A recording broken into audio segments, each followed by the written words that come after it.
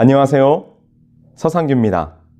내 삶의 의미를 되찾는 날 안식일 세 번째 시간입니다. 상규야, 이제 그만 가서 놀아라. 고추를 딴 지 한나절쯤 되었을까 저희 아버지가 이제 그만하고 나가 놀으라고 말씀하시는 것이었습니다. 순간 저는 저의 귀를 의심했습니다. 정말 나가 놀아도 된단 말인가? 그래요? 정말요?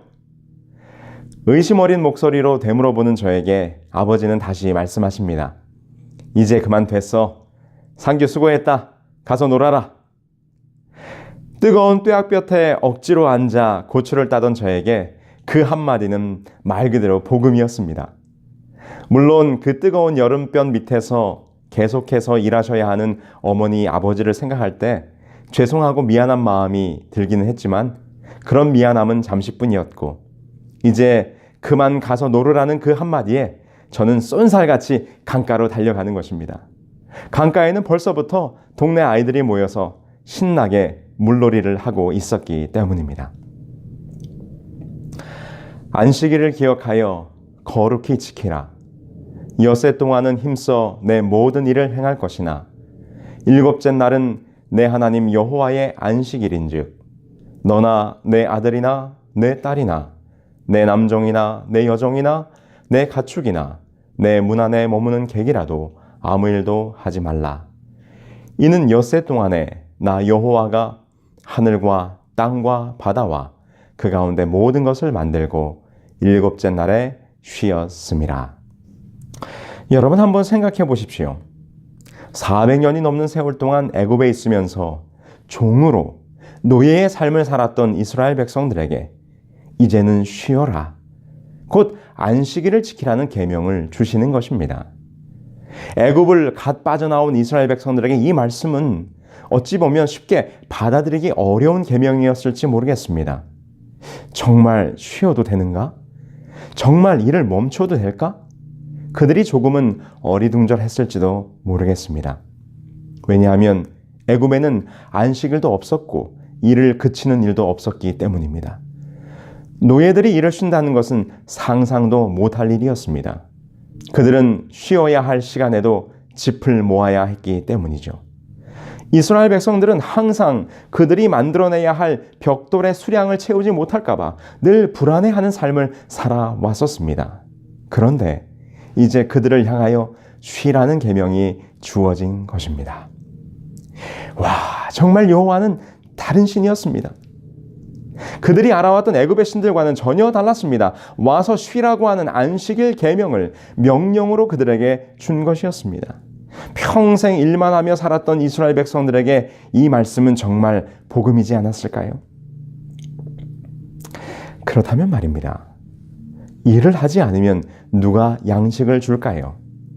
일을 해야 작물을 키우고 열매를 거두어 양식을 얻을 텐데 말입니다. 그런데 여호와께서는 너의 일상의 일을 멈추고 안식일에는 쉬라고 말씀하시는 것입니다.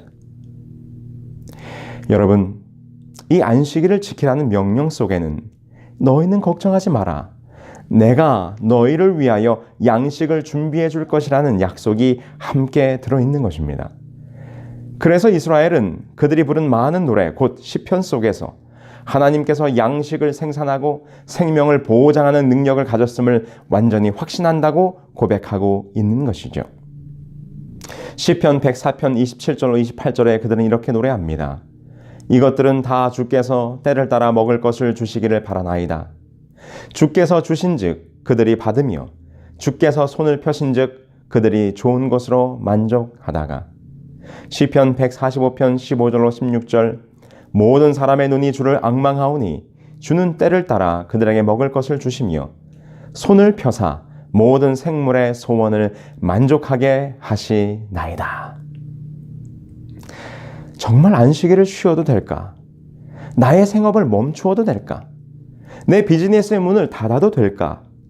염려하고 불안해하는 우리들에게 하나님은 염려하지 말라고 말씀하십니다. 그리고 이렇게 말씀하셨죠. 창세기 2장 1절로 3절입니다. 천지와 만물이 다 이루니라.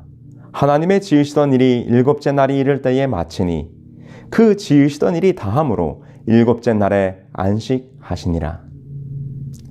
창조주 하나님이 쉬셨듯이 너희도 쉬어라. 불안해하지 마라. 걱정하지 마라. 이 세상을 창조하신 그 장보님께서도 지금 쉬신다 라고 말씀하고 있는 것입니다. 창조주 하나님은 불안이 없으신 분이요, 만물을 창조하셨으며 그 온 천하 만물이 살아가도록 유지하시는 분이시라고 말씀해주고 있는 것입니다. 이것이 안식일의 계명 속에 담겨진 여호와 하나님의 약속인 것입니다.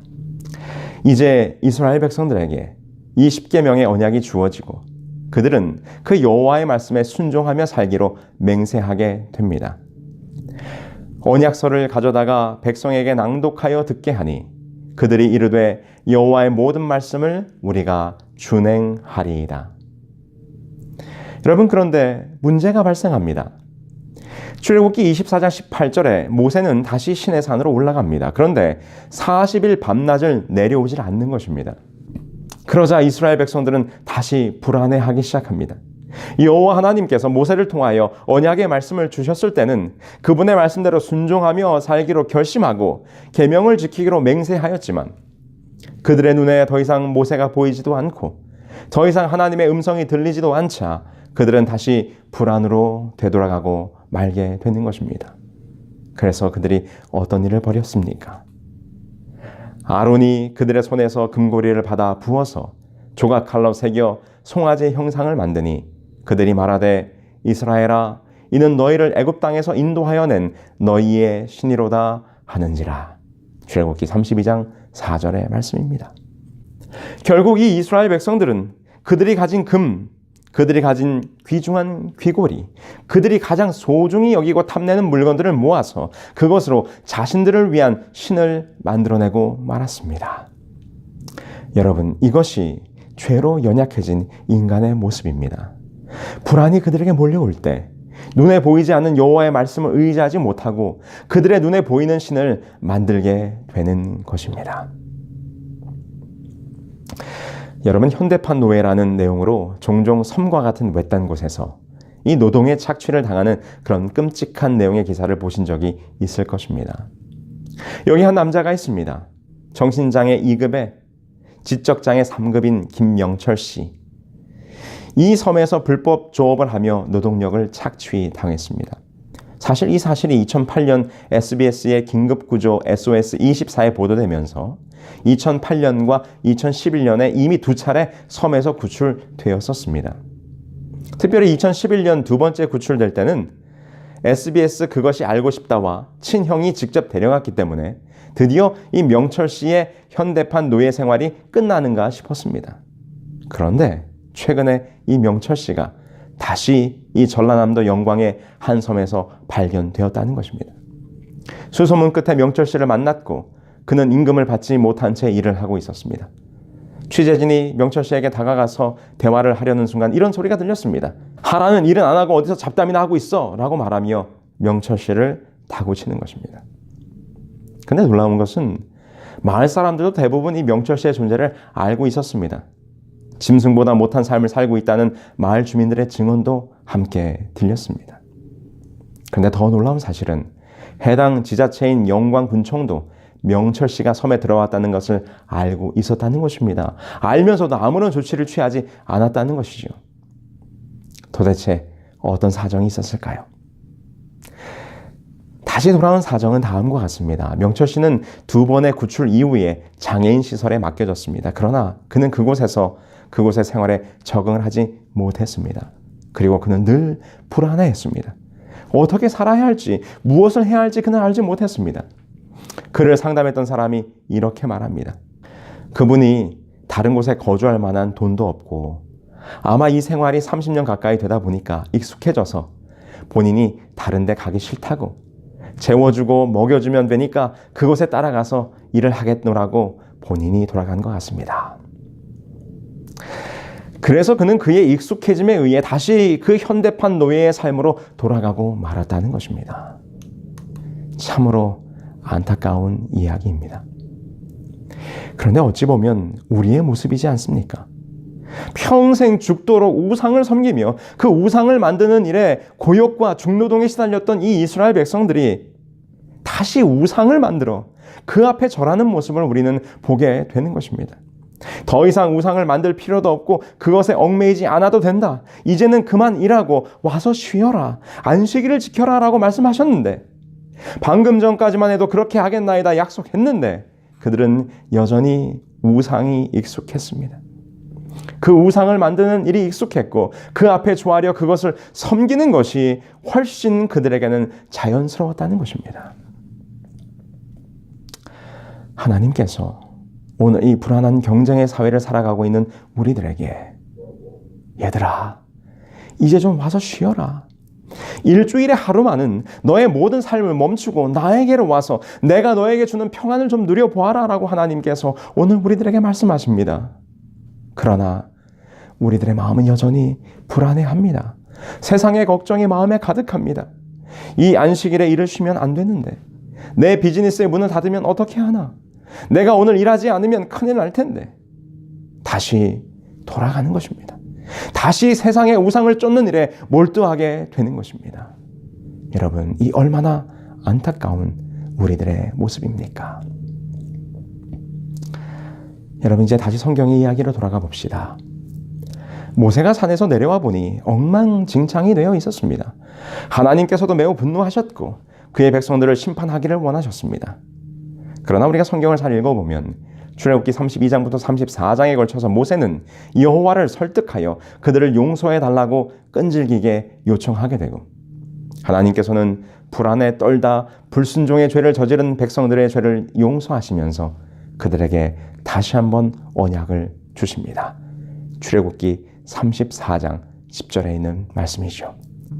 보라, 내가 언약을 세우나니 곧 내가 아직 온 땅에 아무 국민에게도 행하지 아니한 이적을 너희 전체 백성 앞에서 행할 것이라.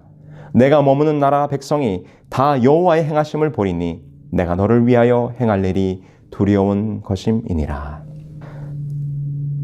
이제 그 후로도 아직 변화되지 못했고 애굽의 때를 벗지 못해 불안에 떠는 이스라엘 백성들을 향해 모세는 계속해서 내가 너희를 어떻게 구원했는지 기억하고 걱정하지 말고 나의 말에 순종하라고 말씀으로 권면합니다. 우리 신명기서에 있는 말씀을 함께 보실까요? 신명기 7장 18절, 그들을 두려워 말고 내 하나님 여호와께서 바로와 온 애굽에 행하신 것을 잘 기억하되. 신명기 8장 18절, 내 하나님 여호와를 기억하라. 그가 내게 재물 얻을 능을 주셨음이라. 이같이 하심은 내 열조에게 맹세하신 언약을 오늘과 같이 이루려 하심이니라. 신명기 16장 12절, 너는 애굽에서 종되었던 것을 기억하고 이 규례를 지켜 행할지니라. 신명기 24장 18절, 너는 애굽에서 종이 되었던 일과 내 하나님 여호와께서 너를 거기서 속량하신 것을 기억하라. 이러므로 내가 내게 이 일을 행하라 명하노라. 신명기 24장 22절입니다. 너는 애굽 땅에서 종되었던 것을 기억하라. 이러므로 내가 내게 이 일을 행하라 명하노라. 여러분, 양식은 하나님께서 해결해 주십니다. 그분께서 오늘 우리들에게 너는 너의 일상을 멈추고 안식일을 지키라고 말씀해 주시니 우리의 생업과 우리의 삶은 그분이 책임지신다는 것입니다. 예수님께서 이 땅에 오셨을 때에도 불안해하는 제자들에게 걱정하지 말라고 이렇게 권면하셨죠. 마태복음 6장 25절로 31절입니다. 그러므로 내가 너희에게 이르노니 목숨을 위하여 무엇을 먹을까, 무엇을 마실까, 몸을 위하여 무엇을 입을까 염려하지 말라. 목숨이 음식보다 중하지 아니하며 몸이 의목보다 중하지 아니하냐. 공중의 새를 보라. 심지도 않고 거두지도 않고 창고에 모아들이지도 아니하되 너희 하늘 아버지께서 기르시나니 너희는 이것들보다 귀하지 아니하냐. 너희 중에 누가 염려함으로 그 키를 한 자라도 더할 수 있겠느냐. 또 너희가 어찌 의복을 위하여 염려하느냐. 들의 백합화가 어떻게 자라는가 생각하여 보라. 수고도 아니하고 길쌈도 아니하느니라. 그러나 내가 너희에게 말하노니 솔로몬의 모든 영광으로도 입은 것이 이 꽃 하나만 같지 못하였느니라. 오늘 있다가 내일 아궁이에 던져지는 들풀도 하나님이 이렇게 입히시거든 하물며 너희일까 보냐. 믿음이 적은 자들아. 그러므로 염려하여 이르기를 무엇을 먹을까, 무엇을 마실까, 무엇을 입을까 하지 말라. 여러분, 안식일은 쉼입니다. 일주일 중에 하루, 그 일곱째 날을 정해놓고 공식적으로 쉬는 날입니다. 이 쉼은 우리로 하여금 기억하게 해줍니다. 무엇을요? 안식일은 애굽의 시절을 떠올려주며 그 지극한 고역에서 해방시켜 주신 여호와가 누구이신지를 상기시켜주는 날입니다. 그래서 안식일을 지키는 자들은 자유롭게 사는 존재들이 되는 것이죠. 안식일은 벽돌을 마감해야 하는 불안감에서 해방되어 자유를 만끽하는 축제의 날인 것입니다. 여러분, 오늘 강의의 첫 이야기로 한번 돌아가 볼까요? 나가 놀아라, 이 한마디에 강가로 놀러 나간 저에게는 근심이나 걱정이나 불안이 있었을까요? 고추 농사가 어떻게 되려나? 잘 따서 잘 팔리려나? 오늘 고추를 잘 따야 출하 시간을 맞출 텐데, 이런 걱정을 제가 했을까요? 아니요. 어렸던 저는 아버지가 나가 놀아라 하는 그 한마디에 모든 것을 잊고 해가 지도록 강가에서 고기 잡고 물놀이 하면서 신나게 시간을 보냈습니다. 저에게는 아무런 걱정이나 불안이 없었습니다. 왜요? 어떻게 그럴 수 있었습니까? 네, 그렇습니다. 그건 우리 아버지가 알아서 할 일이었습니다.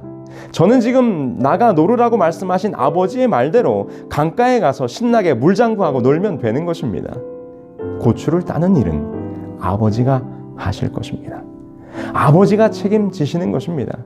저는 그저 철없는 아이처럼 아버지를 믿고 아버지 말대로 나가서 놀면 되는 것이었습니다. 안식일에 와서 쉬어라. 정말 쉬어도 될까? 정말 안식일에 나의 생업을 멈춰도 될까? 여러분, 여전히 마음이 불안하십니까? 안식일을 지키라고 명령하신 여호와 하나님께서 여러분들의 삶을 책임지실 것입니다.